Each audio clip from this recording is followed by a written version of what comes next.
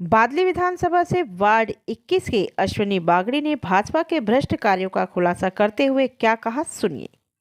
स्वागत है। भाजपा आज पूरी दिल्ली में आम आदमी पार्टी की माननीय मुख्यमंत्री अरविंद केजरीवाल जी की जो नई आबकारी नीति का पूरी दिल्ली में बड़े जोर शोर से विरोध कर रही है, क्या कहना है आप? देखिए, भारतीय जनता पार्टी हमेशा घटिया राजनीति करती है। मैं पूछना चाहता हूं कि जहां दिल्ली के अंदर शराब में एक्साइज ड्यूटी के अंदर बहुत बड़ा भ्रष्टाचार था, आज केजरीवाल जी ने दिल्ली में शराब के ठेके को प्राइवेट करके उस भ्रष्टाचार को ख़त्म करने का काम किया है। कोई नए ठेके नहीं खुले, ठेकों की संख्या को कम किया गया है। और केजरीवाल जी का एक और आदेश है कि जिन ठेकों से रेजिडेंस में प्रॉब्लम है उसको हटाया जा रहा है। और मैं कहना चाहता हूं कि ये शराब के ठेके क्या आज केजरीवाल जी ने खोले? ये शराब के ठेके तो पहले से खुले हुए हैं। हरियाणा के अंदर ये लोग क्यों नहीं बंद कर देते? आज ये आबकारी नीति का विरोध कर रहे हैं। और जो भाजपा की स्टेट है वहाँ पर शराब के ठेके ये क्यों नहीं बंद करते हैं?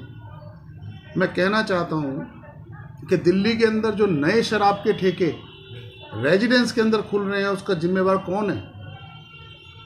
माननीय केजरीवाल जी ने जो आबकारी नीति बनाई है उसमें कहीं नहीं लिखा है कि आप रेजिडेंस के अंदर ठेका खोलेंगे।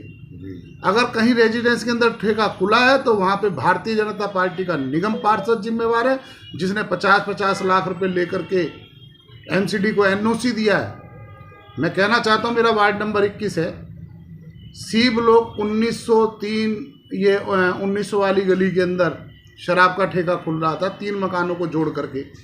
हमने एमसीडी में उसके अंदर कंप्लेंट की, उसको सील किया गया। भारतीय जनता पार्टी के लोग अब अगर ईमानदार बनना चाहते हैं तो अपनी गरिबान में झांकें। भारतीय जनता पार्टी की एमसीडी है जो अनऑथराइज कंस्ट्रक्शन के अंदर शराब के ठेके खुल रहे हैं। अगर हल्का सा अनऑथराइज कंस्ट्रक्शन है तो आप कपड़े की दुकान नहीं खुलने देते, आप रेस्टोरेंट नहीं खुलने देते। आपकी नीयत खराब है, आपने अपनी जेब भर करके शराब के ठेके खुलवा दिए और इल्ज़ाम आप दिल्ली के मुख्यमंत्री केजरीवाल पर रखना चाहते हैं। तो ये जो घटिया राजनीति है वो दिल्ली की जनता समझ रही है। और एग्जाम्पल के तौर पर कह रहा हूँ मैं, फिर भारतीय जनता पार्टी के लोग आकर के हमसे बात करें, डिबेट करें। क्या कारण है वार्ड नंबर 21 के अंदर एक भी हमने शराब का ठेका खुलने नहीं दिया? क्योंकि यहाँ ईमानदार आम आदमी पार्टी का निगम पार्षद है। भारतीय जनता पार्टी के निगम पार्षदों से कहना चाहता हूँ कि ऐसी घटिया राजनीति बंद करें। जो आपने जेब में नोट भर के रिहायशियों के अंदर जो ठेके खोलने के एनओसी दिए हैं वो अभी ठेके वाले खुद बोलेंगे, क्योंकि अरविंद केजरीवाल जी रेजिडेंस से शराब के ठेकों को बंद करने का कार्यक्रम शुरू करने वाले हैं। विधायकों के पास लिस्ट गई है कि जहाँ जहाँ शराब के ठेके की दिक्कत आ रही है, वहाँ जनता को दिक्कत है, वहाँ से उनको हटाया जाएगा। तो ये भारतीय जनता पार्टी के लोग, इन्होंने पिछले 15 साल के अंदर दिल्ली नगर निगम को लूटा है। दिल्ली के अंदर कोई ऐसा मकान नहीं है जो बिना लेंटर बने। लेंटर तब डलता है जब भारतीय जनता पार्टी के निगम पार्षद की जेब में पैसा चला जाता है। 30-30 लाख रुपए के हाउस टैक्स के बिल बनाए जाते हैं, फिर 30-30 हज़ार रुपये में उसे ख़त्म कर दिया जाता है और मोटे पैसे रिश्वत ली जाती है। सफाई कर्मचारियों को सैलरी नहीं मिल रही। पूरी दिल्ली की जनता इस बात से दुखी है और आने वाले अभी 1 महीना बचा, ज़्यादा दिन नहीं है। इस 1 महीने के अंदर भारतीय जनता पार्टी को इसका दिल्ली की जनता जवाब देगी और एमसीडी से उखाड़ के फेंकेगी। सर, राजनीतिक गलियारों में चर्चा है कि तीनों एमसीडी को एक करने जा रहे हैं और इलेक्शन पोस्टपोन हो सकते हैं। किसने रोका है तीनों एमसीडी एक करने के लिए? मैं कहना चाहता हूं 2012 के अंदर 3 एमसीडी बनी थी तो क्या इलेक्शन पोस्टपोन हुए थे? 1 घंटे का फरमान इन्हें तीनों एमसीडी एक करने के लिए कर सकते हैं। किसने रोका इनको?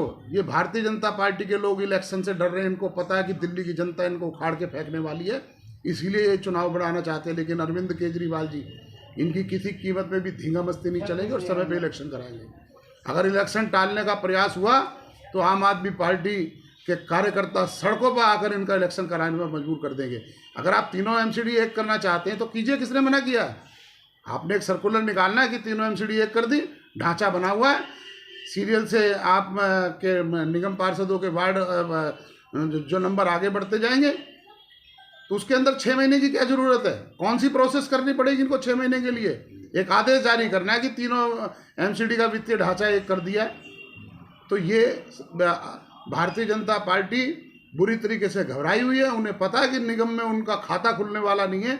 इस तरीके की तरह तरह की अड़चने लगाने का काम और आबकारी नीति पर, शराब के ठेकों पर गंदी राजनीति करके केजरीवाल को बदनाम करने का प्रयास कर रहे हैं। सर, पिछले 5 साल से आप विकास के काम में वार्ड नंबर 21 का एक अव्वल स्थान है, वार्ड नंबर 21 का अव्वल स्थान है। ऐसे कौन कौन से विकास कार्य जो इस कार्यकाल में अधूरे रह गए, आपको मौका मिलता है तो अगले कार्यकाल में पूरा करेंगे? देखिए, कहने के लिए मैंने 5 साल का कार्यकाल मिला, लेकिन 2 साल कोरोना काल खा गया जिसमें हमें बजट नहीं मिल पाया और हमें नहीं, विधायक जी को भी फंड नहीं मिला, जिसकी वजह से जो शुरू के 3 साल थे, शुक्र है ऊपर वाले का कि हम सभी गलियां बनवाने में कामयाब रहे।